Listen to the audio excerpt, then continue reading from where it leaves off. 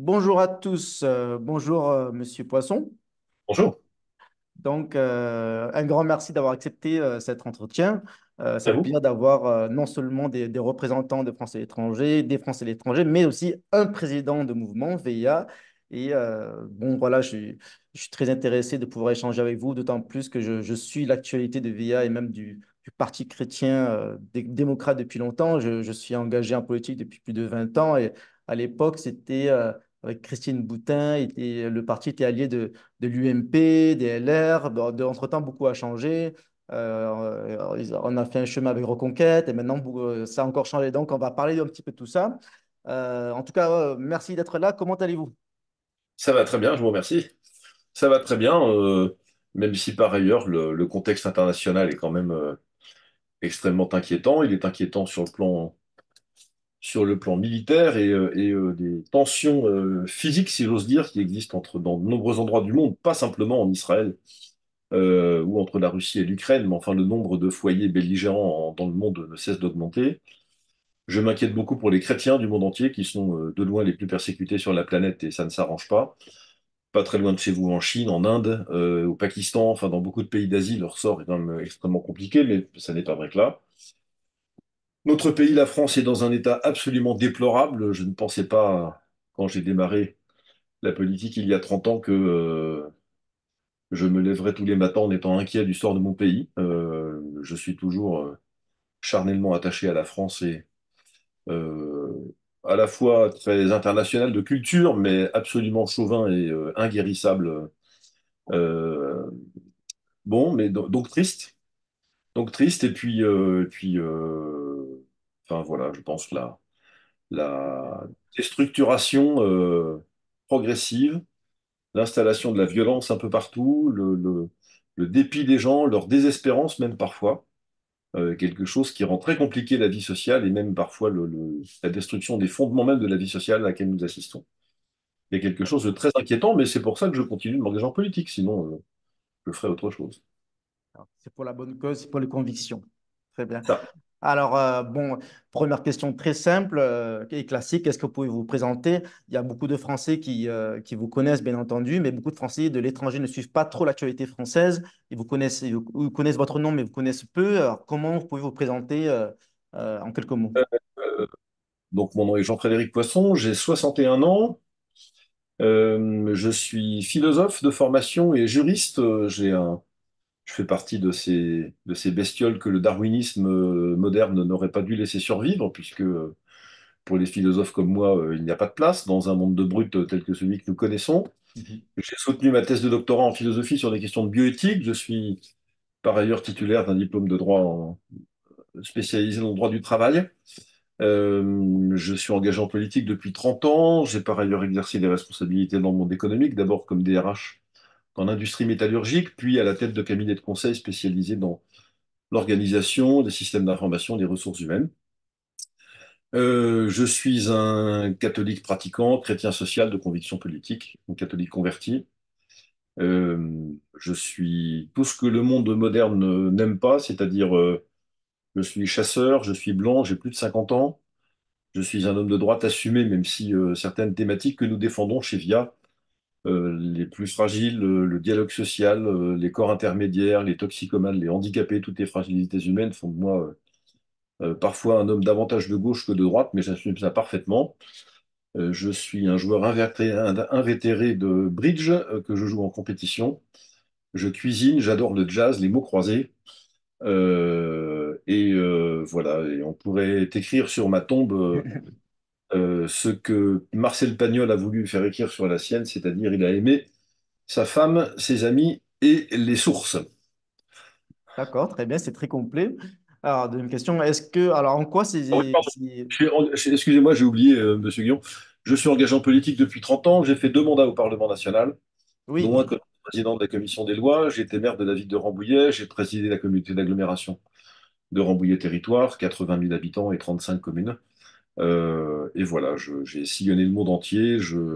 J'ai la chance en parlant plusieurs langues étrangères, d'avoir pu voyager un peu dans le monde et de comprendre mes contemporains, même quand ils me parlent en dehors de mon pays. Alors, langue étrangère, espagnol, anglais. Espagnol, anglais, je comprends les Allemands, je lis les Italiens et j'ai commencé à apprendre l'arabe, mais c'est très compliqué. D'accord. Pourquoi l'arabe? Pour vous préparer au... Non, non, parce que j'ai décidé un jour de passer beaucoup de temps dans la compréhension de l'islam, auquel j'ai consacré 3 livres. Un livre sur les relations entre la France et le Proche-Orient, qui s'appelle Notre sang est moins cher que leur pétrole. C'est une phrase que m'avait dite le patriarche orthodoxe de Damas quand j'étais allé en Syrie la première fois, il y a maintenant 7 8 ans. Le deuxième était le rapport de la commission d'enquête sur les moyens de Daesh que j'ai présidé quand j'étais à l'Assemblée nationale en 2016 après les attentats du Bataclan. Et le troisième s'appelle L'islam à la conquête de l'Occident, où je fais état d'un document officiel qui planifie en fait de manière très concrète l'installation de la charia en Europe par les États musulmans coalisés et associés dans cette tâche. Et pour mieux comprendre et mieux pénétrer la culture coranique et islamique de l'intérieur, j'avais commencé à apprendre l'arabe parce que voilà, je considérais que ça faisait partie des choses qu'on devait avoir un peu en tête. Alors je le déchiffre, je le lis sans comprendre ce que je lis, mais en tout cas, quand il y a des querelles, par exemple, de traduction, je peux au moins chercher dans le dictionnaire pour savoir ce que veut dire le mot que j'ai sous les yeux. Donc, c'est traître, je suis tout, un absolu débutant, absolute beginner, comme on dirait en français, mais voilà, j'avais commencé cette démarche. Je vais d'ailleurs m'y remettre si j'ai encore un peu de temps. D'accord. Bon, très intéressant. Alors, le CFI s'adresse prioritairement aux Français et l'étranger. En quoi pensez-vous que ces élections européennes les concernent? Est-ce que ça va Bah, changer quelque chose dans leur vie? d'abord, ils sont français, premièrement, donc ça les concerne. Et j'ai bien compris. En m'étant intéressé au sort des Français de l'étranger il y a quelques mois, on s'était rencontrés d'ailleurs à cette occasion, la préparation des élections sénatoriales récentes, que le lien entre les Français de l'étranger et la France peut être plus ou moins distendu, plus ou moins tendu, c'est comme on veut. Euh, mais je n'ai croisé qu'une minorité de personnes qui se désintéressaient complètement du sort de leur pays d'origine, d'ailleurs c'est très heureux. Et en tout cas, même quand ils s'en désintéressent eux, bah, c'est pas forcément le cas de leurs enfants, puisque je constate qu'il y a malgré tout, quelques enfants des Français de l'étranger qui retournent en France faire une partie de leurs études ou s'installer ou fonder leur famille ou je ne sais quoi. Donc ça les intéresse parce qu'un jour ou l'autre, probablement qu'ils seront plus connectés avec notre pays qu'ils le sont maintenant. Et puis de toute façon, je pense que dans l'espèce de radicalité dans laquelle nous entrons dans le monde entier, j'aimerais être sûr que la France soit suffisamment puissante encore demain pour, de manière très triviale, pardon de mettre ça sur le tapis directement, mais pour protéger le sort de ses ressortissants à l'étranger si jamais il leur arrivait quelque chose. Alors certains d'entre eux, qui sont dans des pays pacifiques, n'encourent pas grand danger. Vous êtes à Hong Kong, il y a pas de...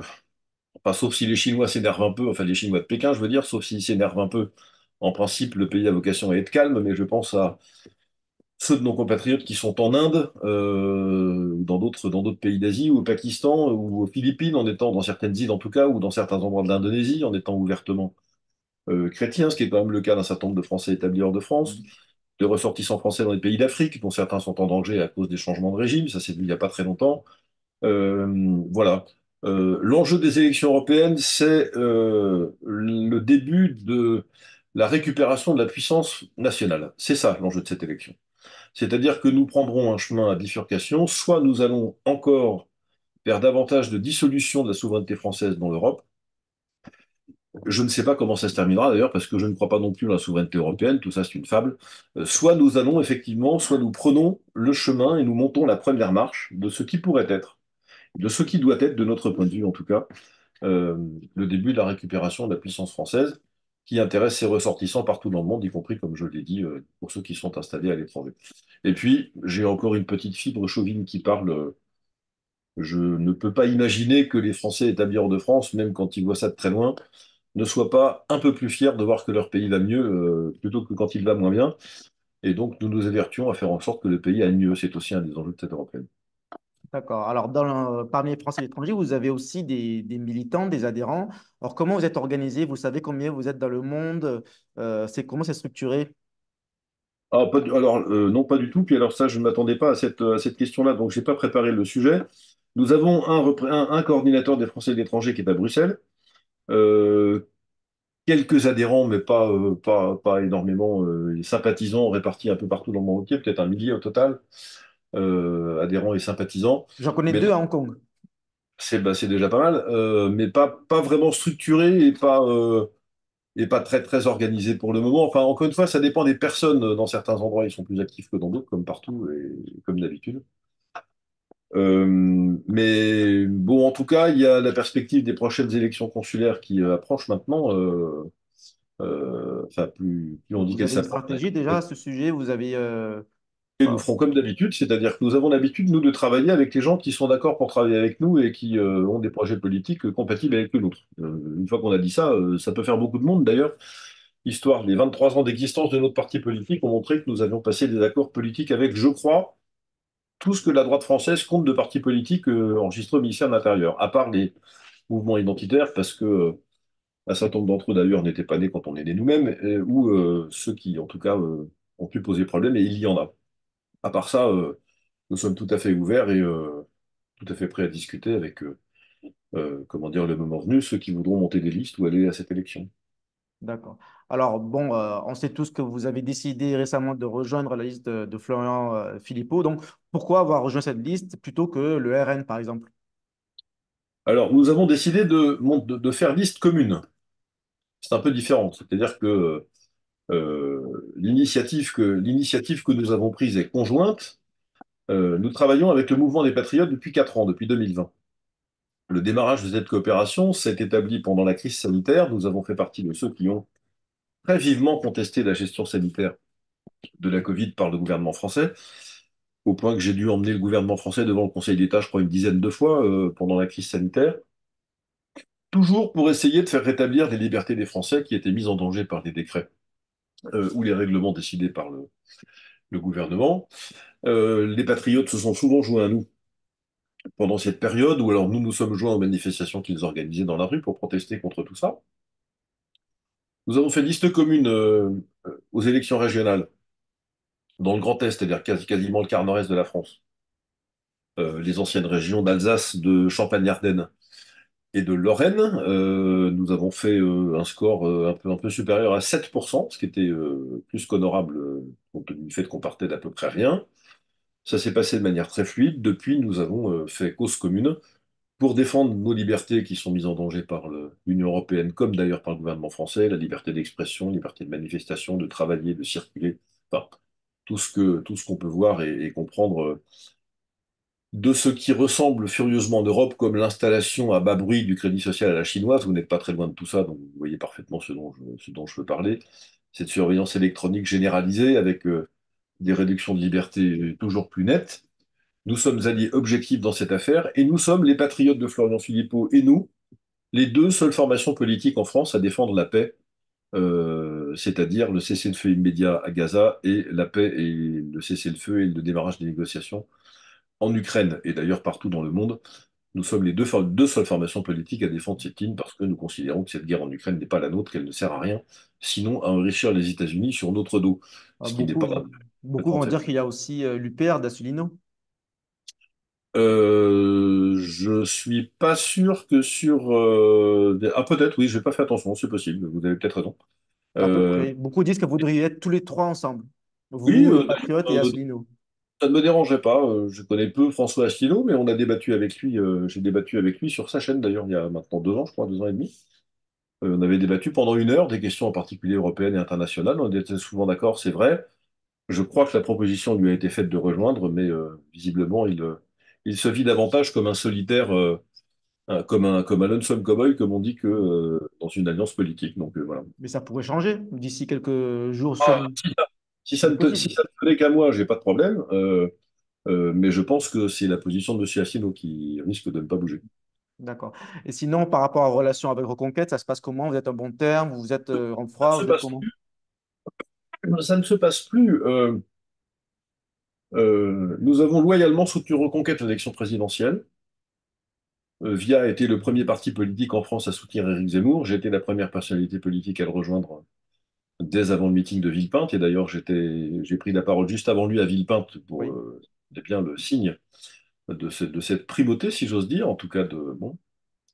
Euh, Nous avons fait campagne pour Éric Zemmour loyalement. J'ai dû animer une quarantaine de réunions publiques entre le mois de janvier et le mois d'avril pour le candidat Zemmour. Je l'ai fait, nous l'avons fait avec beaucoup d'entrain, beaucoup de générosité, une très grande loyauté, malgré déjà des divergences, des différences d'appréciation, mais dans un soutien ou dans une coalition politique, tout ça est normal. Après les présidentielles, nous avons fait cause commune aux législatives. Ça s'est passé à peu près normalement, même si déjà la centralisation très très marquée de Reconquête pouvait pointer son nez ou se faire voir un peu plus d'ailleurs que pendant l'élection présidentielle. Puis petit à petit, alors que nous avons signé un accord de coopération, est apparue l'évidence que Reconquête ne veut pas travailler avec d'autres mouvements politiques. Euh, Nous n'avons jamais eu d'espace de partage de discussions thématiques, pas d'espace de partage des instances dirigeantes, pas de réunions régulières de nos dirigeants et dirigeants respectifs pour parler de stratégie politique, de thématiques, de vocabulaire, de stratégie d'alliance, enfin tout ce qu'on fait dans un parti politique ou dans une coalition de manière habituelle au fond.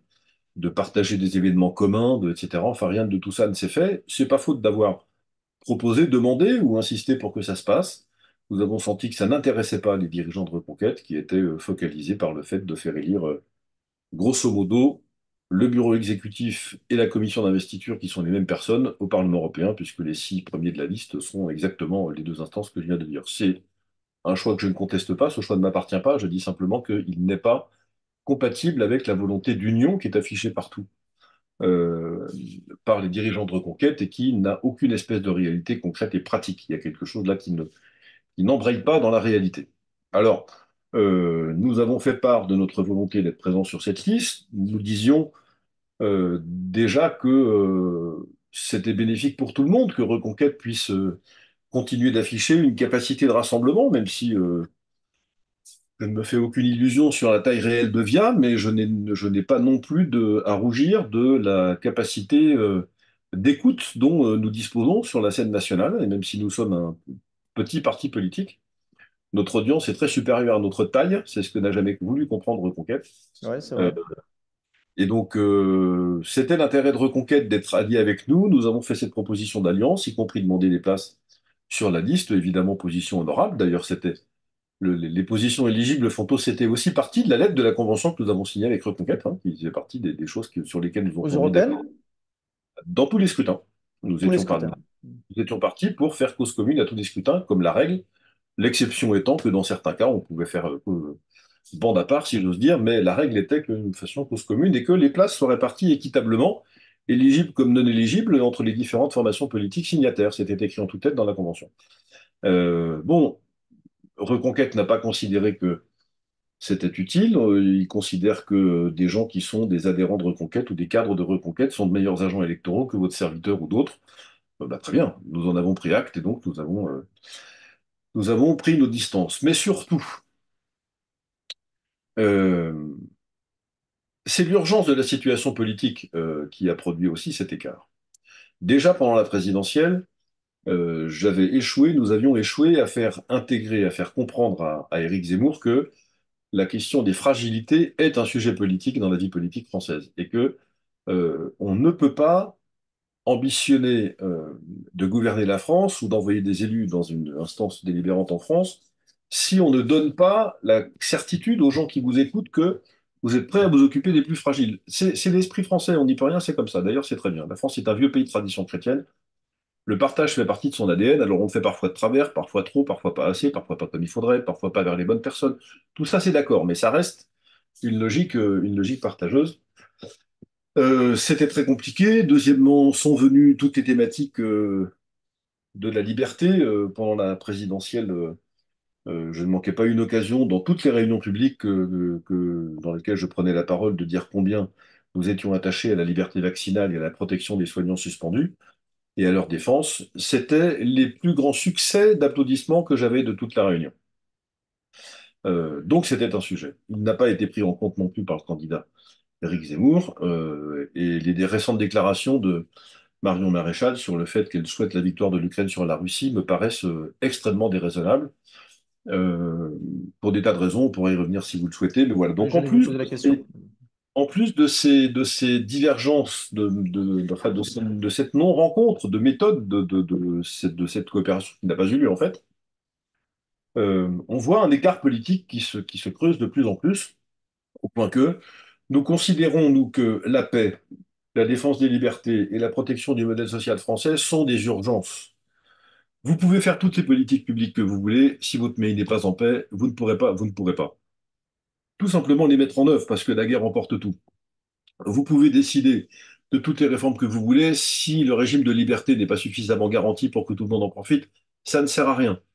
Et vous pouvez imaginer toutes les politiques publiques que vous voulez, si vous n'assurez pas un minimum de partage des richesses dans votre société, eh ben vous laisserez trop de monde sur le bord de la route pour que ça puisse être efficace. Tout ça est simple à comprendre. C'est-à-dire qu'avant les politiques publiques, il y a les conditions de possibilité de la vie sociale et de l'efficacité politique.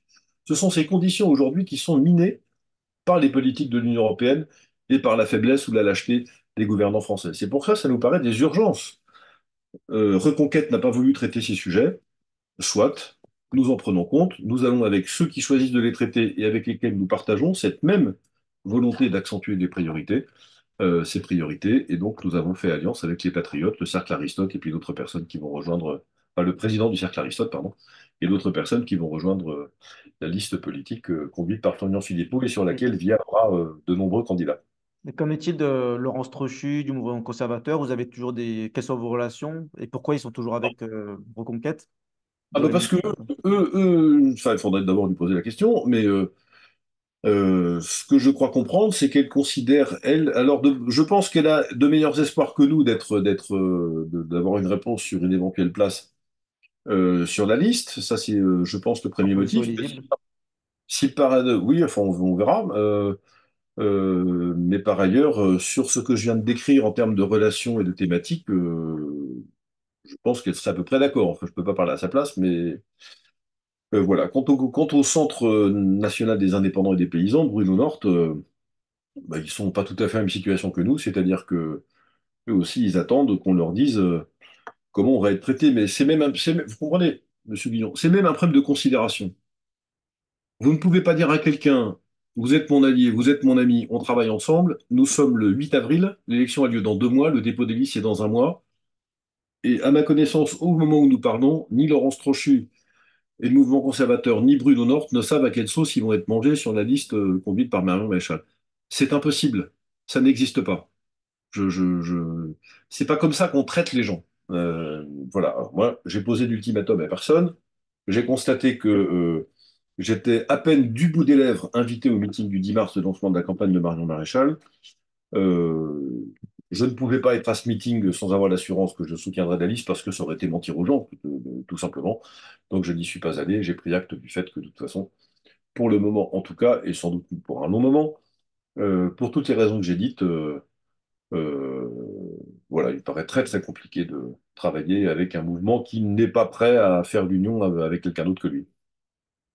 Ok, très bien. Alors, bon, revenons à cette liste. Comment est-ce qu'on peut définir cette liste menée, enfin, que vous menez ensemble avec Laurent Philippot? C'est une liste de droite? Est-ce que c'est des patriotes? Est-ce que c'est des souverainistes? Comment on peut la définir? Alors, souverainiste, certainement. Encore faut-il s'entendre sur le terme. Souverainiste, ça veut dire qu'ils sont attachés à ce que la France récupère la majeure partie des choses qu'elle a perdues et que les traités européens d'abord, puis la lâcheté de ses gouvernants lui ont fait perdre. Encore récemment, les politiques sanitaires, enfin, même si ça ne va pas se passer aussi facilement que c'était prévu par ses auteurs, vous êtes au courant de ce fameux projet de protocole de l'Organisation mondiale de la santé qui s'apprête à confier à l'OMS la définition des politiques sanitaires de tous les pays en cas de pandémie. Donc ça veut dire que le ministre de la Santé français n'aurait qu'à obéir à l'OMS s'il y avait une pandémie. Le seul souci, c'est que celui qui définit la pandémie, c'est l'OMS. Autrement dit, l'OMS dit attention, nous sommes en pandémie, et donc puisque j'ai décidé qu'on est en pandémie, voilà ce que vous allez faire dans chacun de vos pays. C'est ce que prépare l'OMS et à quoi nous sommes évidemment fermement opposés. Les gouvernements sont prêts à ratifier et ça fait partie des choses que petit à petit, euh, les, les- l'État français a abandonné comme d'autres choses. Donc, les souverainistes sont ceux qui sont attachés à l'indépendance de la France et considèrent que désormais cette indépendance ne peut plus se faire dans un cadre européen tel qu'il est défini aujourd'hui. Est-ce que c'est une liste de droite? Je ne sais pas.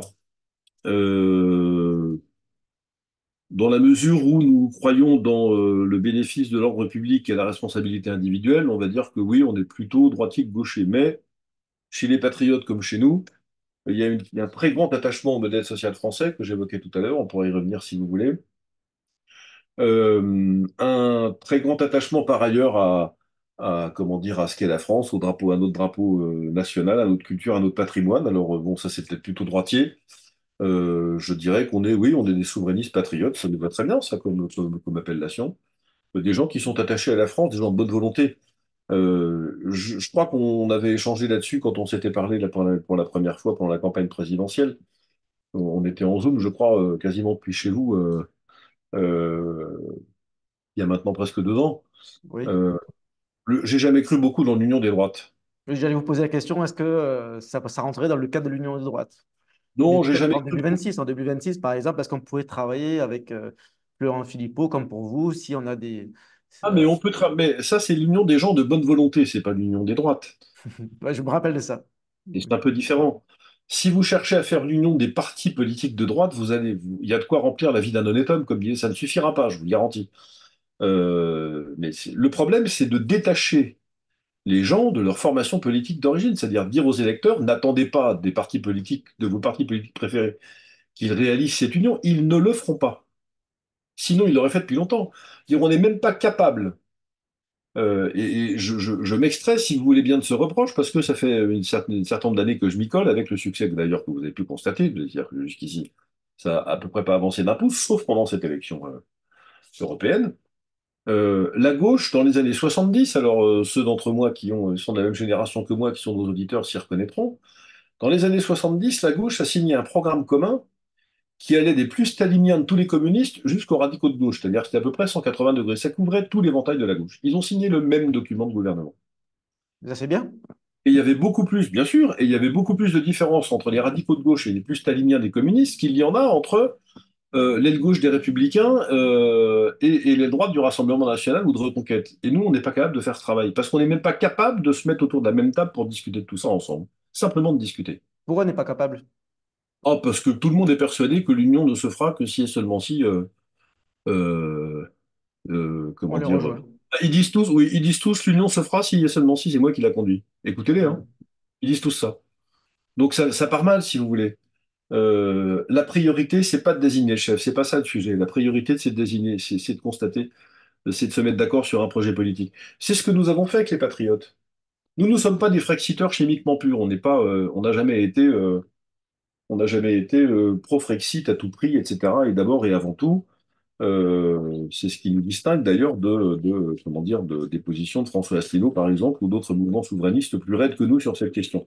Même si j'ai écrit il y a 3 ans dans un livre qui s'appelle La Voix du peuple avec un E, que le Frexit devait être une option politique possible lorsque les mécaniques de négociation d'opt-out dans le cadre des institutions européennes auraient échoué. Euh, donc, j'en ai jamais évacué l'hypothèse. J'ai voté contre tous les traités européens depuis 30 ans, donc c'est pas ça le sujet. Nous sommes des eurosceptiques absolument convaincus. Mais le Frexit faisait pas partie de notre arsenal prioritaire, si vous voulez. C'était pas dans notre doctrine d'emploi des premières troupes. Mais ça n'est pas très grave. On est d'accord avec Florian Philippot pour dire, écoutez, au minimum, on va demander leur avis aux Français. Voilà, on va commencer par ça. Et puis, une fois qu'on aura fait ce référendum, et on le gagnera si on le fait, j'ai aucune espèce d'inquiétude sur le sujet. On va demander leur avis aux Français pour savoir ce qu'ils pensent de ce Brexit, ce qui va permettre d'abord de savoir ce que c'est, d'en déterminer les conséquences, de voir ce que ça veut dire sur le plan monétaire, sur le plan des accords commerciaux, sur le plan des accords stratégiques, sur le plan de la défense. Donc on va balayer tout ça. Et on va en faire un débat public. Il n'y a pas de raison de ne pas avoir confiance dans l'opinion des Français et la position des Français, l'intelligence des Français sur ce sujet. Faisons ça. Et vous voyez bien que sur un sujet qui est quand même pas, c'est pas un détail, de savoir si on reste dans l'Union européenne ou non, nous ne sommes pas complètement alignés avec Florian Philippot, mais nous avons trouvé suffisamment d'éléments pour constituer un socle politique commun qui nous permet d'aller à la bagarre politique ensemble. Idem avec le cercle Aristote et les autres. Donc, enfin, le président du cercle Aristote.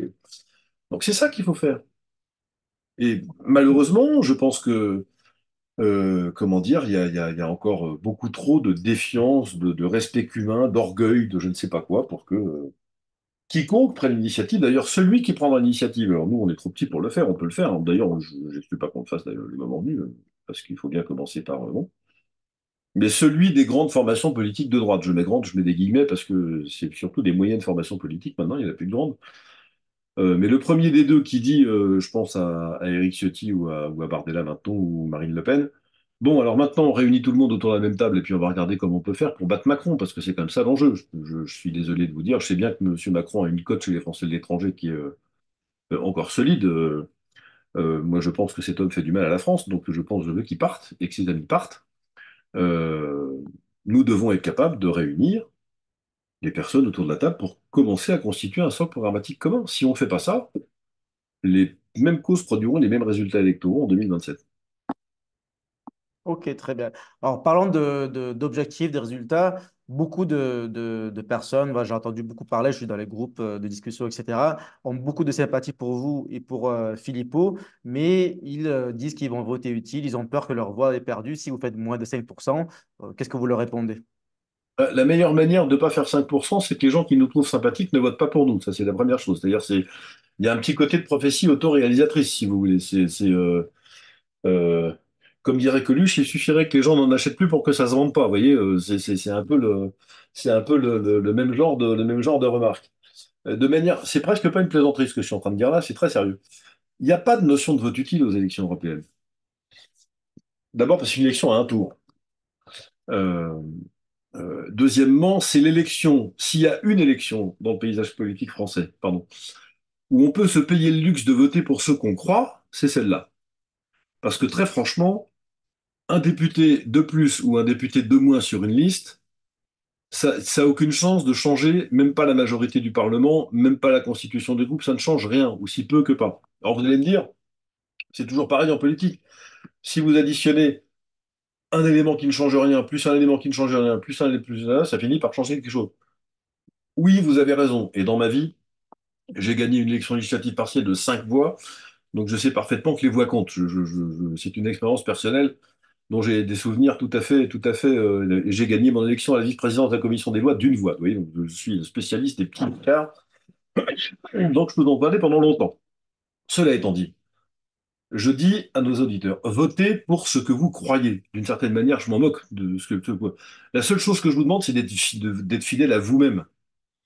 Vous avez le droit de me considérer comme sympathique et de pas être d'accord. C'est votre droit, c'est tout à fait votre droit. Quelqu'un, faut pas voter pour moi. Vous avez le droit de ne pas me trouver sympathique, mais d'être d'accord avec quelqu'un, il faut voter pour moi. C'est pas une question de coefficient de sympathie. Expliquez-moi ce que ça change d'avoir un député macroniste de plus ou un de moins. Ou un député RN de plus ou un de moins. Ils vont en avoir 28. S'il y en a que 27, qu'est-ce que ça change? Pour les listes comme les nôtres, ça peut changer beaucoup de choses. C'est vrai, parce qu'on sera de toute façon à la marge. On ne va pas rivaliser avec le Rassemblement national ou la liste de macronistes ou même pas la liste de M. Glucksmann du Parti socialiste. On n'est pas dans cette cour-là.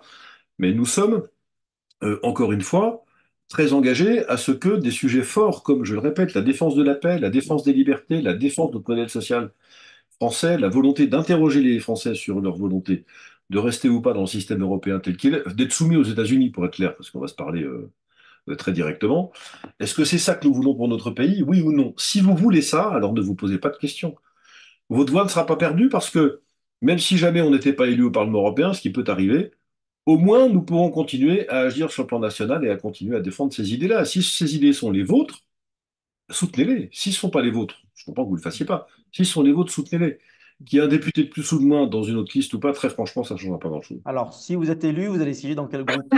Ah, j'en sais rien, ça dépendra de la configuration des groupes post-élection, M. Guillon, ça change à chaque fois. Parce que D'accord. il y a 720 parlementaires européens, à la louche, hein. 720 parlementaires européens, et on peut dire, sans être prophète, ni lire dans les boules de cristal que Euh, à peu près la moitié d'entre eux, un peu moins de 360, mais enfin peut-être même un peu plus, seront issus des trois grands blocs, des trois grands partis socialistes PPE, c'est-à-dire la droite libérale, on va dire, et les centristes de Renew, c'est-à-dire le groupe macroniste, les libéraux. Ceux-là vont reconstituer l'alliance politique pour gouverner majoritairement, ce qu'ils ont fait depuis le début du mandat précédent, ce qu'ils avaient déjà fait le mandat d'avant, et encore le mandat d'avant, et encore le mandat d'avant, et ainsi de suite. Donc, ça ne changera pas. Ce qui va changer, c'est ce qui est sur chacun des deux autres côtés. Euh, il y a un groupe conservateur qui s'appelle ECR, conservateur réformiste, Je suis moi membre administrateur du groupe du Mouvement européen des partis chrétiens. C'est un parti européen qui a une demi-douzaine de parlementaires qui siègent d'ores et déjà au sein du Parlement européen, qui siègent tous d'ailleurs au sein du groupe ECR. Mais nous avons un problème avec le futur groupe ECR, c'est que les Italiens de Madame Meloni vont certainement y entrer. Or, Madame Meloni a apporté à Madame von der Leyen un soutien absolument massif. Il y en a qui sont pas d'accord avec ça. Ah bah écoutez, moi je veux bien tout ce que vous voulez, mais il faut qu'ils regardent la presse italienne et qu'ils écoutent le Premier ministre italien Moi je veux bien qu'on ne morde pas la main qui vous nourrit, mais on n'est pas obligé de la lécher non plus. Vous voyez ce que je veux dire? Il peut y avoir comment dire, voilà. Euh, non, non, ce soutien est tout à fait clair. Enfin, mais d'ailleurs, je le comprends. Enfin, quand vous êtes le Premier ministre italien, vous êtes perclus de dettes. Autonomie financière, zéro. Capacité d'emprunter sur les marchés, à peu près zéro. Démographie à l'ouest. Obligé de faire entrer 400 000 travailleurs légaux immigrés sur l'exercice 2024. 400 000, vous m'entendez? Parce qu'il n'y a plus de main-d'œuvre en Italie, ils font 1,1 enfant par femme. Les générations ne se renouvellent plus. Il y a besoin de main-d'œuvre. Donc, que voulez-vous que je vous dise? Oui, dans ces cas-là, vous avez besoin que l'Europe vous donne un coup de main parce que vous n'avez plus l'autonomie. C'est tout. Donc, que Madame Mélanie défende les intérêts de son pays, je ne peux pas lui en vouloir, elle est là pour ça. Mais c'est pas la peine d'aller raconter des salades et de faire comme d'ailleurs ont fait tous les Italiens. Les gouvernements italiens de droite depuis qu'il y a un Parlement européen et des Italiens en Europe, c'est-à-dire qu'ils sont à droite en Italie et puis ils sont centristes à Bruxelles. C'est exactement comme d'habitude. Tous ceux qui connaissent bien les institutions européennes vous le diront. Donc je ne conteste pas la politique de Madame Mélanie, je conteste le fait qu'on s'appuie sur cette politique pour expliquer qu'on va réformer les combattants de bras de la Commission parce qu'on sera dans le même groupe que les Italiens de Madame Mélanie. Ça n'arrivera pas. Et ce qui va se produire, c'est que ce groupe ECR, grosso modo, qu'on estime être à terme composé de environ 80 députés, 80, 85, bon, 75 si ça se passe pas bien, 85 si ça se passe bien. Sur 720, je le rappelle, hein, c'est donc pas 10% du Parlement. C'est pas avec ça qu'on fait une majorité tout seul, vous ne le contesterez pas. Il y aura un tiers de Polonais qui sont remontés comme des pendules contre la Commission, un tiers d'Italiens qui la soutiendront sans la soutenir tout en la soutenant, mais donc un peu à l'italienne, et puis un troisième tiers qui viendra d'un peu partout, des chrétiens de l'ECR, sans doute, qui y resteront, ou des députés ou des formations comme les Portugais de Chega, par exemple, qui vont élire des députés, alors qu'ils sont un peu droitiers. Chega, c'est un peu comme nous au Portugal, c'est le même genre de parti, qui vont envoyer sans doute trois ou quatre parlementaires européens. Après l'élection, ils siégeront soit dans les groupes plutôt nationalistes, alors j'aime pas dire nationalistes parce qu'ils ne le sont pas tous, mais enfin c'est comme ça qu'ils s'appellent, euh, soit dans les groupes conservateurs, enfin voilà, mais ça n'est pas dans un groupe qui promet d'être fracturé au fond, ou en porte-à-faux en tout cas par rapport à certaines décisions de la Commission que vous pourrez réformer les trucs de l'intérieur. Donc on verra bien comment ça se reconstitue. Il n'est pas du tout exclu que les mécaniques de constitution des groupes laissent de côté un certain nombre de parlementaires qui pourraient alors constituer une espèce de groupe technique ou sur deux, trois éléments, socle fondateur politique avec un programme commun et un groupe autonome, c'est possible aussi. On verra bien. Et au sein de VIA, parmi vos responsables, vos délégués, etc., beaucoup ont fait campagne avec Reconquête au début, en tout cas pour les européennes, et donc ont eu de leur tête de soutenir le groupe ECR Mélanie. Donc, après avoir rejoint Philippot, qu'est-ce qu'ils ont fait? Est-ce qu'ils vous ont tous suivi? Est-ce que certains sont restés chez Alia Reconquête? Ça se passe comment l'ambiance au sein de VIA, si je peux vous demander? Vous pouvez parfaitement me demander, les décisions de faire liste commune avec Florian Philippot et de lancer cette coalition ont été adoptées par notre bureau politique à une majorité d'environ 90% sur 25 membres, on va dire à peu près, bon, en réunissant les délégués départementaux, tous nos délégués départementaux, enfin on a à peu près la même majorité, c'est-à-dire qu'on est très largement majoritaire à vouloir cette coalition pour deux raisons. D'abord parce que c'est une mécanique de rassemblement et une vraie. Deuxièmement, parce que nos fondamentaux s'y retrouvent et que sur les thèmes que nous défendons avec les patriotes depuis longtemps, il y a une cohérence politique. Il y a un passé, il y a une histoire commune, tout ça existe. Nous avons déjà travaillé ensemble et ça s'est très bien passé. Donc, nos cadres sont tout à fait désireux de recommencer cette opération. Et troisièmement, sauf quelques exceptions très rares, la majorité de nos cadres locaux disaient volontiers que ça se passait dans la plupart des cas, pas tout le temps, loin de là, mais dans la plupart des cas, très bien avec les responsables locaux de Reconquête. Et qu'en tout cas, ils ressentaient parfaitement, comment dire, la volonté de reconquête de ne pas travailler avec nous. Enfin, faut quand même, là aussi, que les gens se rendent compte. La campagne européenne de reconquête est lancée depuis le mois de septembre. Depuis le mois de septembre, moi, je suis parti refaire un petit tour de France avec mon livre sur les soins palliatifs sous le bras, que j'ai publié il y a un an. Des réunions publiques un peu partout en France. J'en ai fait, je crois, je sais pas, entre 25 et 30, je sais pas très bien exactement, donc un certain nombre. Les responsables locaux de Reconquête avaient interdiction de faire la publicité des réunions Non, publiques que j'organisais auprès de leurs propres adhérents. c'est pas Voilà. possible. Vraiment? Pourquoi? Bien sûr, ah bah, j'ai demandé leur, j'en sais rien. Donc, si vous voulez, c'est pas exactement un signe de coopération ni de bienvenue. Donc, tous mes délégués locaux, ils ont Ouais. évidemment su ça. Donc, alors, je sais pas ce que je leur avais fait, hein, j'ai pas l'impression d'avoir fait des choses de travers, ni, bon. J'ai peut-être posé à un moment ou un autre des questions qu'il ne fallait pas. Ça, c'est possible. Mais ça, qu'est-ce que vous voulez, ma liberté n'a pas de prix, cher monsieur Guignon, vous le savez d'ailleurs. Ok, bon, revenons à la politique de l'Union européenne, etc. Quelle est votre position exactement sur le Frexit, l'Ukraine, etc. Qu'est-ce qui vous différencie des autres listes? Ah bah, sur l'Ukraine, c'est simple, nous sommes les seuls à vouloir la paix en Ukraine et à considérer que ce conflit n'est pas le nôtre. Ce conflit n'a que deux objectifs, enfin un objectif qui se subdivise. L'objectif, c'est de permettre aux faucons américains de faire la peau de la Russie, en se servant de l'Ukraine comme pointe de diamant et comme tête de pont. Quand je dis tête de pont, il ne faut pas se tromper d'initiale. Comment dire et ensuite, bah, si on peut faire payer au passage la note à l'Europe et empêcher définitivement les Européens de travailler avec les Russes, c'est tout bénéfice. Donc cette guerre n'existe que pour servir les intérêts des Américains. Tout ça a été écrit hein, par les néoconservateurs américains depuis longtemps. Si nos auditeurs ont le temps d'y passer un moment, je les invite à prendre connaissance du livre célèbre de Joseph Brzezinski, qui était le secrétaire d'État de Jimmy Carter, qui a été un des professeurs à la Johns Hopkins University, qui est le lieu de formation de tous les diplomates américains depuis un demi-siècle et plus. Ça s'appelle Le Grand Échiquier en français, et c'est écrit en 1980, milieu des années 90, je dirais 96 ou quelque chose comme ça, dans l'édition française en tout cas, et Brzezinski décrit exactement la stratégie des États-Unis pour diviser l'Europe et explique comment dominer l'Europe, parce que c'est l'obsession des Américains. Donc, Alors, qu'est-ce qu'il faut faire? ah ben, il faut arrêter tout de suite de faire cette guerre, il faut faire cesser les aides à l'Ukraine, dont d'ailleurs une partie non Les aides négligeable. financières.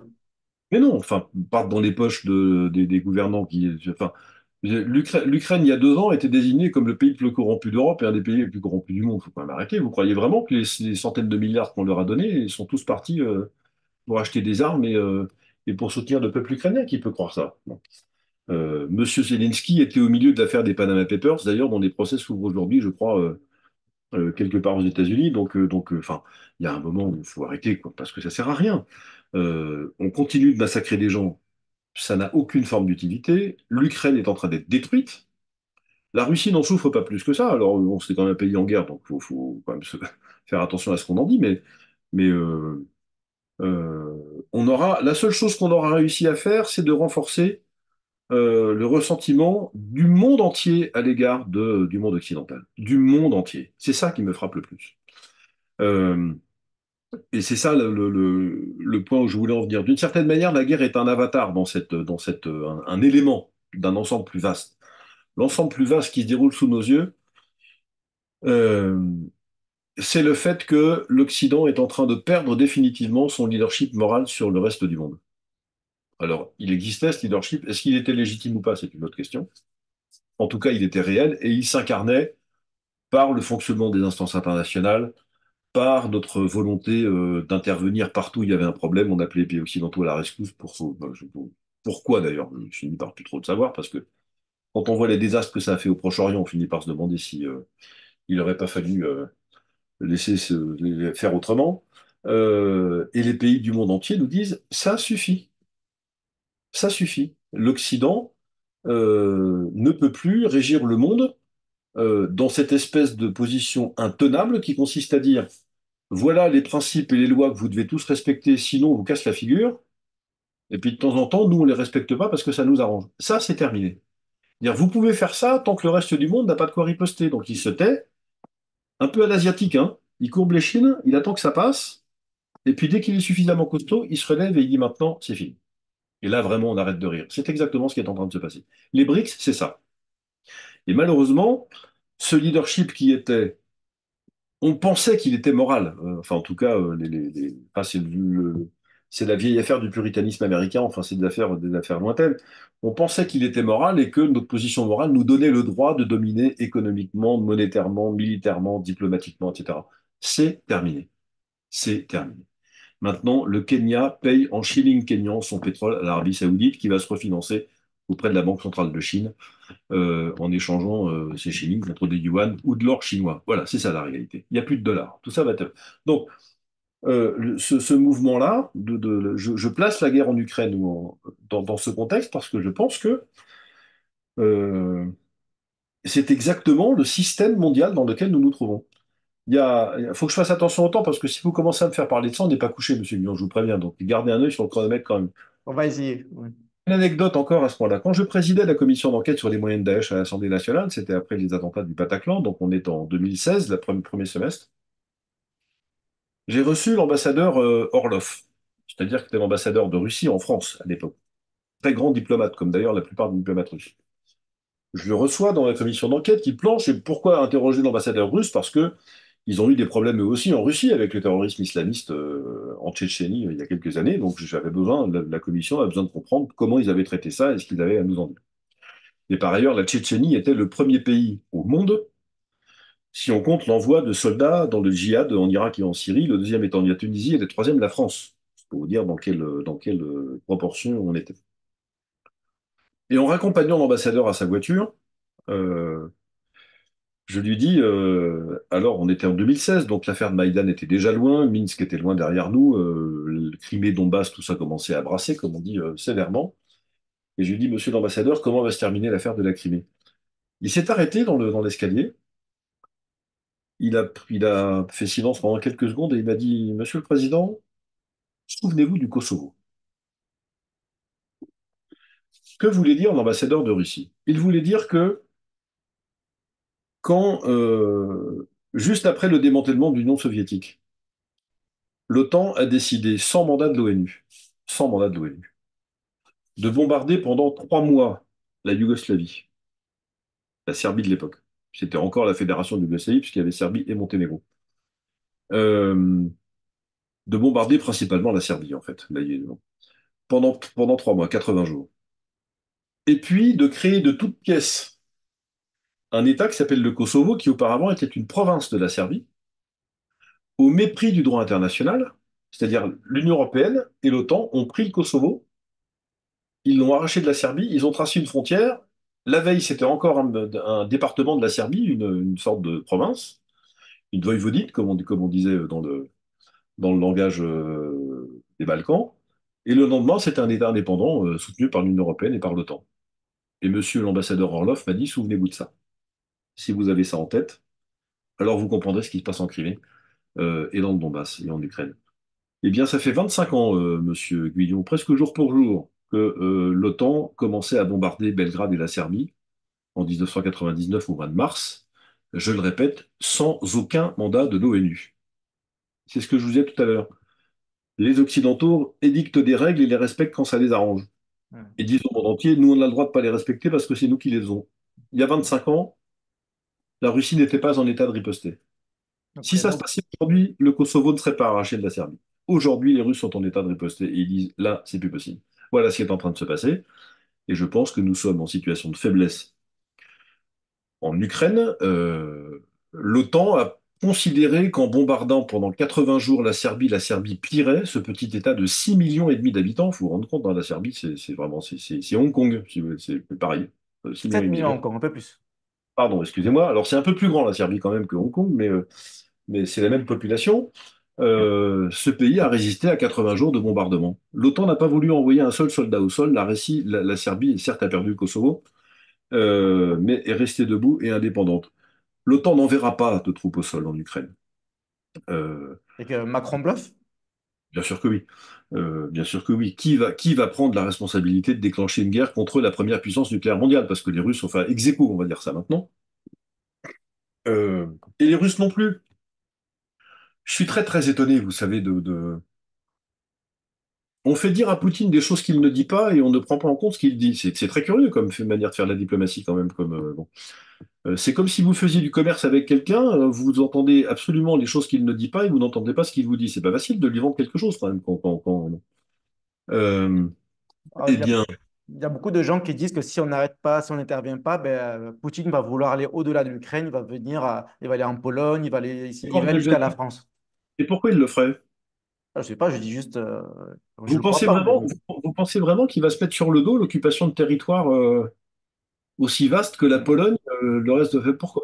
À quoi ça sert? Moi, non, mais il y a beaucoup de, même des militants de C'est bien. reconquête qui m'ont dit ça, qui m'ont dit il faut absolument défendre l'Ukraine parce que c'est la civilisation européenne, nous sommes des chrétiens, nous sommes des blancs, des ceci, des cela, alors Oui. que la Russie, c'est le pays multiethnique, islamisé, etc. C'est les méchants, c'est les voyous. La Russie n'est pas exactement un pays islamisé. Enfin, s'il faudrait, quand on y va, ce qui m'est arrivé plusieurs fois, on s'en rend compte. Enfin, vous comprenez, c'est comme si on disait que Hong Kong est occidentalisé, par exemple. Vous voyez, c'est le même genre de falaise. Enfin, Mm. il y a beaucoup de Hongkongais qui parlent anglais, qui travaillent avec le monde entier, mais enfin, ça reste une vie chinoise quand même. Hein. C'est pas non plus. Bon. La Russie, il y a l'islam est natif en Russie, ça c'est vrai. Il y a eu, d'une certaine manière, des musulmans bien avant qu'il y ait quelques fédérations de Russie que ce soit, ça c'est sûr. Euh, mais non, non, c'est pas du tout un pays islamisé. Comment dire, la culture de Poutine elle est parfaitement occidentale. Les Russes orthodoxes sont tout aussi chrétiens que nous. Hein. Enfin, c'est pas de la même façon que les catholiques ou les protestants que nous sommes, mais bref. Non, non, tout ça sont des falaises. Il n'y a aucun intérêt. Et puis, enfin, là encore, expliquez-moi. Je ne comprends pas la rationalité. D'abord, il n'a jamais dit. Il n'a jamais dit qu'il voulait aller au-delà. Il a dit la Géorgie et l'Ukraine, ce sont des lignes rouges. Ça, il l'a dit. Plusieurs fois même, il l'a répété. Les Russes l'ont dit depuis 30 ans maintenant, de manière régulière, attention, amusez-vous avec la Pologne, la Roumanie, la Bulgarie, tout ce que vous voulez, la Slovaquie, tout ce que vous voulez, mais Géorgie, Ukraine, ça sont les lignes rouges. Nous avons franchi les lignes rouges, on prend les Russes en pleine figure. Premier élément. Deuxième élément, l'OTAN, c'est 7 fois la population de la Russie, 14 fois les dépenses militaires. Et vous croyez les Russes assez dingues pour aller s'attaquer à 7 fois plus gros sur le plan de la population et 14 fois plus gros sur le plan militaire? Mais enfin, qui? Ah oui, alors on va vous dire Poutine est fou. C'est un peu juste hein, Certains vont dire s'il s'allie avec la Chine. Non, mais enfin, encore une fois, euh, pour comprendre un peu l'état dans lequel est la Russie, qu'il y a des problèmes de démographie qui arrivent, hein, enfin, qui sont déjà un peu lourds, qui est en train de restructurer son économie d'ailleurs. Merci à l'Occident parce que et la sanction et la guerre ont permis à la Russie, sur le plan économique, de redécoller de manière tout à fait spectaculaire, des croissances au-dessus de 3 points maintenant en Russie. On aimerait bien en avoir la moitié, même le tiers en France. Mais il paraît que c'est nous qui devions mettre l'économie russe à genoux. Hein. Souvenez-vous ce que disait le ministre français il n'y a pas très longtemps. Donc on n'a rien fait de tout ça. Moi, je pense que tout ça n'est pas raisonnable. Je pense que les Russes sont concentrés sur la Russie. Il y a des choses qu'ils considèrent comme leurs intérêts vitaux. Et on ne touche pas aux intérêts vitaux de la Russie sans en encourir les conséquences. Voilà ce que nous disent les dirigeants russes depuis 30 ans. On a essayé, pas de chance, on a perdu. Les Russes ne considèrent pas du tout les États baltes et la Pologne et la Hongrie et la Russie comme leurs intérêts vitaux. C'est pas vrai. C'est pas vrai. Enfin, alors, si les Russes font le contraire, je dirais que je me suis trompé. Ce ne sera pas la première fois de ma vie d'ailleurs, mais pour l'instant, rien ne permet, absolument rien, Ouais, je ne suis plutôt permet de d'accord. dire que les Russes seraient intéressés à envahir, mais pourquoi faire?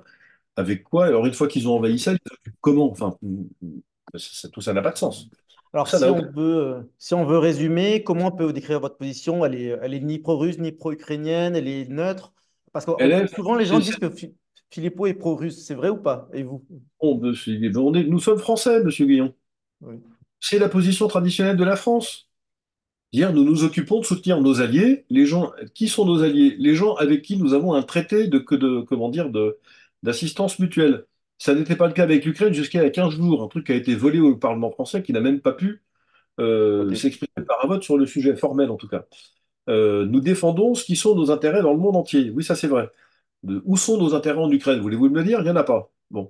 Nous avons la position de la France traditionnellement qui est en principe, ou qui était, mais je suis bien d'accord pour dire que ça n'a pas changé d'ailleurs avec Emmanuel Macron, c'est très antérieur à lui, même si lui a mis un coup d'accélérateur spectaculaire. Euh, nous sommes pour prendre nos distances avec l'OTAN, nous sommes pour le fait de défendre la paix partout où c'est nécessaire, Ce qui est la position historique de la France, sans aucun doute, c'est ce qu'il était en tout cas. Et si effectivement, d'ailleurs c'était vrai aussi au Proche-Orient, si on ne s'était pas aligné bêtement sur la position américaine, et en Libye et en Syrie, pour ne parler que de ces deux pays, nous aurions certainement conservé dans cette région du monde, alors là pour le coup j'y suis allé souvent et suffisamment pour vous le dire, nous aurions conservé une position pas seulement d'interlocuteur, mais nous serions à la manœuvre aujourd'hui pour reconstituer tous ces pays. Nous nous sommes alignés bêtement sur la position américaine, qui est une position de domination, tout simplement. Quel est le problème des Américains? C'est simple, c'est de maintenir le dollar comme leur monnaie mondiale, car si les Américains n'ont plus de dollar comme la monnaie mondiale, leur économie s'écroule. C'est aussi simple que ça. Donc quand vous avez ça en tête, vous comprenez le déploiement des forces américaines, leur stratégie internationale, et donc nous sommes contre ça. Nous considérons que les États-Unis ne sont pas toujours les amis de la France, contrairement à ce qu'on pense. Est-ce que vous avez un souhait? Est-ce que vous souhaitez la victoire de l'Ukraine ou de la Russie? Je souhaite que la guerre s'arrête. Voilà, c'est simple. D'une certaine manière, n'importe quel des deux qui gagne, peu importe, c'est pas mon sujet. Je souhaite que la guerre s'arrête. Parti comme on est, cette guerre, on va en prendre pour 10 ans. Ça va être la guerre, c'est la Corée du Sud et la Corée du Nord, ça va faire pareil. Vous avez Euh, évoqué Marion Maréchal qui a dit qu'elle souhaite la victoire de l'Ukraine. Vous en pensez quoi? Pourquoi c'est dangereux de dire ça? je pense que pour que l'Ukraine batte la Russie, il faudrait que l'OTAN s'engage au sol. Au sol. C'est-à-dire qu'ils envoient des troupes, qu'ils engagent des matériels militaires offensifs contre la Russie. Pour l'instant, on nous explique que les pays de l'OTAN n'ont fourni à l'Ukraine que du matériel défensif. Bon, faut pas prendre les enfants du bon Dieu pour des canards sauvages, comme dit l'autre, donc je suis bien tranquille qu'il y a deux, trois autres choses que ça. Mais c'est l'exemple de la Serbie. L'OTAN n'a pas pu vaincre la Serbie en 80 jours de bombardement parce qu'ils n'ont pas voulu engager des troupes au sol. Si l'OTAN avait mis des troupes au sol en Serbie, il n'y aurait plus de Serbie. L'OTAN n'a pas voulu le faire. Très bien. De la même façon, si vous voulez que l'Ukraine batte la Russie, il faut que l'OTAN fournisse des soldats, du matériel offensif et commence à bombarder et attaquer la Russie directement. Mais si l'OTAN fait ça, alors je vous garantis qu'il ne faudra pas attendre 45 secondes pour que les ripostes arrivent, et là, nous entrons dans la Troisième Guerre mondiale. Donc, vouloir que l'Ukraine batte la Russie, ça veut dire vouloir la Troisième Guerre mondiale. Voilà ce que ça veut dire très clairement, parce que les conséquences, tout ce qu'il faut mettre en œuvre est tel, en termes de gravité, de puissance, de matériel, d'effectifs, que vous ne pouvez pas l'imaginer sans l'arrivée de la Troisième Guerre mondiale. Et ça, c'est une folie. Je ne veux pas de cette guerre, en tout cas. Ok. Et Si l'Ukraine, mon pays, est-ce qu'il faut si mon l'intégrer? pays, si mon pays est attaqué, c'est différent. Oui, bon, ça Voilà. c'est clair, Si hein. la France est attaquée, c'est là où on change de registre. Mais pour l'instant, il ne l'est pas. Ok. Est-ce qu'il faut intégrer l'Ukraine à l'Union européenne? Non, sûrement pas. Franchement. Il ne faut pas le faire non plus ni avec la Moldavie, ni l'Albanie, ni tout ça. Enfin, tout ça, ça n'est pas sérieux. J'ai rien contre les Moldaves, les Albanais ou des Ukrainiens, c'est pas ça le sujet. Mais pour l'Ukraine en particulier, enfin, nous parlons du pays le plus corrompu d'Europe, et de loin. Nous parlons du seul pays d'Europe où vous pouvez acheter des bébés sur Internet. C'est de ça qu'on parle. Nous parlons du pays d'Europe qui est le plus grand lieu de villégiature et de maison de retraite des anciens djihadistes et des anciens de l'armée du djihad d'Irak et de Syrie, ainsi que ça a été établi par un certain nombre de rapports internationaux. Donc, nous parlons du pays dans lequel la caste oligarque ukrainienne est encore plus corrompue que les oligarques russes. Il faut quand même le faire. Donc, si vous voulez, on parle d'un pays qui est complètement. Et d'ailleurs, les Ukrainiens eux-mêmes le disent. Et regardez aujourd'hui dans ceux qui sortent dans la presse internationale, je parle du FT, je parle d'un certain nombre de journaux, y compris d'ailleurs nord-américains, occidentaux, hein, anglo-saxons, le fait que Zelensky est en train de perdre de manière quasiment définitive le peu de confiance de son peuple qui lui restait, parce que tout le monde est parfaitement persuadé que le premier corrompu de toute l'Ukraine, c'est lui.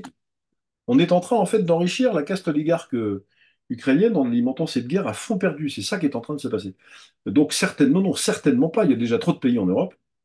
Euh, de toute façon, il y a trop de, non, il y a trop d'écart, il y a trop d'éloignement. Enfin, vous pouvez pas faire entrer dans l'Europe par ailleurs. Enfin, j'y ai jamais beaucoup cru, mais enfin, par ailleurs, j'y crois de moins en moins.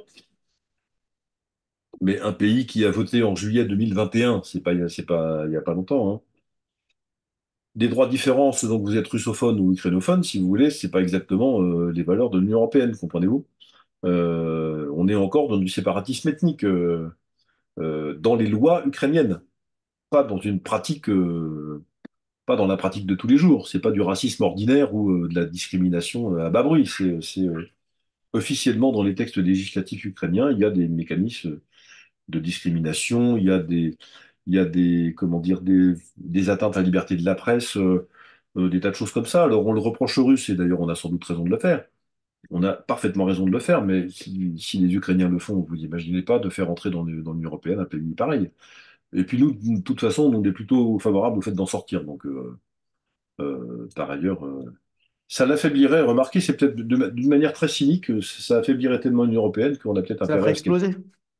exploser, non, mais en tout cas, ça arrangerait pas les affaires. Ça, c'est ça. Ok. Bon, très bien. Moi, j'ai une dernière question qui est un peu plus, on va dire, peut-être philosophique. Beaucoup de Français dans l'étranger ne votent moins parce qu'ils ne croient plus en la France, à la politique. Ils disent que ça sert à rien. D'ailleurs, ils se sentent souvent exilés, exilés de leur propre pays, qui sont plus bienvenus en France et qu'il y a plus rien à faire. La France elle est foutue. Donc, qu'est-ce que vous leur dites pour leur remonter le moral, pour les convaincre d'aller voter? Alors d'abord, je leur dis que je les comprends. Et que, à regarder les choses simplement à vue humaine et d'une manière immédiate, enfin instantanée, on a quand même assez peu de motifs de réjouissance. Faut bien le reconnaître. Euh, mais je les invite à regarder un peu l'histoire de notre pays et à constater que il y a eu quelques moments dans les 15 ou 16 siècles de notre histoire nationale où nous avons été dans des états bien plus graves, bien plus dangereux, bien plus fragiles que ce que nous connaissons maintenant. Même si, et ça rend la tâche plus difficile, la fragilisation de la France d'aujourd'hui est devenue une fragilisation morale et culturelle, ce qui n'était pas, ou moins, en tout cas, le cas dans les périodes précédentes. Il y avait une sorte de ciment social qui était au fond un peu assuré par l'Église et la puissance de l'État, quand il en restait un. Et aujourd'hui, on se demande bien. Bon. Mais je vois la génération qui vient là, c'est-à-dire grosso modo la vôtre et puis celle de ceux qui sont un peu plus jeunes que vous, qui sont encore à l'université ou dans leurs écoles. Et je vois dans cette génération deux choses. D'abord, une profonde exigence spirituelle, je dis pas religieuse, mais spirituelle. Et chacun y trouve, comment dire, là, le type de résonance qui lui convient. Et deuxièmement, une forme de radicalité à l'égard de tout ce qui peut esquinter d'une manière ou d'une autre la nature, que ce soit la nature tout court ou la nature humaine. Ça veut dire que c'est une génération qui sent qu'elle a quelque chose à défendre en dehors de son bien-être personnel ou de son confort. C'est ça que je vois dans cette génération, et j'en vois alors, peut-être par dizaines. Pour les coups, j'ai pas de... La deuxième chose que je vois, c'est euh, la colère des braves gens qui est en train de monter. C'est pas du tout péjoratif, hein. Quand je dis braves gens, ça veut dire c'est des gens pour moi qui n'ont plus que leur courage et leur fierté d'une certaine manière, qui ont perdu beaucoup de choses dans la crise sanitaire, à qui la tête a tourné parce qu'on les a rendus fous, qui s'appauvrissent tous les jours, qui ne savent plus comment vivre de leur travail, qui ne savent plus comment éduquer leurs enfants, ils ne savent plus tout ça. Ceux-là sont exaspérés aussi et ils commencent à dire ça, tout ça ne nous va plus. Jusqu'ici, ils se taisaient parce que avant que les braves gens se mettent en colère, il faut qu'ils atteignent un niveau d'exaspération vraiment très élevé. Et là, nous y sommes. Et c'est pourquoi je pense que, troisièmement, c'est mon troisième motif d'espoir, euh, on est en train d'installer en Europe, sous l'influence de Bruxelles et avec la complicité des gouvernements nationaux, un système de surveillance à la chinoise, de crédit social chinois en fait. Je dis chinois parce que c'est l'exemple qui est le plus abouti au moment où nous parlons, mais ça y ressemble. C'est-à-dire le support technologique, la surveillance numérique généralisée avec l'attribution de droits variables en fonction de ce qu'on considère être le bon comportement ou la bonne idée ou la bonne opinion, etc. Ouais, il y a beaucoup d'intox à ce sujet. Bon, on va pas passer du temps dessus, mais en fait, il y a du vrai, du faux dans ce qu'on croit Oui, sur en enfin, Chine. Mais bon, ouais. j'entends bien, mais enfin, vous habitez plus près que moi. Enfin, je vois bien un certain nombre de choses qui commencent à se dérouler en Europe et qui me Mais semblent bon, sur le furieuses. principe, je vois le raisonnement. Ouais. Euh, tout ça installe petit à petit une société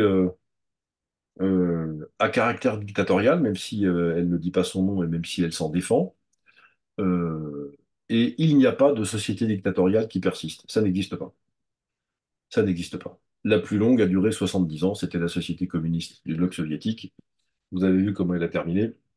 Voilà. Même les Chinois ont dû sortir de la révolution culturelle pour inventer une espèce de truc un peu hybride de capitalisme d'État, alors variable selon les provinces, le temps qu'il fait, etc. Pas le même à l'est qu'à l'ouest du pays, tout ça je vois à peu près, mais enfin globalement quand même, Mao aurait sans doute pas été ravi du virage économique de la Chine des années 90. Pour être clair, c'était pas exactement dans le petit livre rouge, si j'ai bien lu.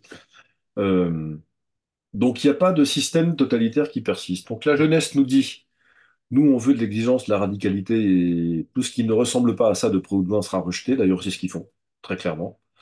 Les braves gens nous disent, ceux qui n'ont que leur force, nous disent on n'en peut plus, aidez-nous. Et troisièmement, il n'y a pas de système autoritaire qui persiste durablement. Donc pour ces trois raisons, la France a un très grand avenir. Je suis persuadé, parce que ça c'est l'histoire française qui nous enseigne, il y a toujours eu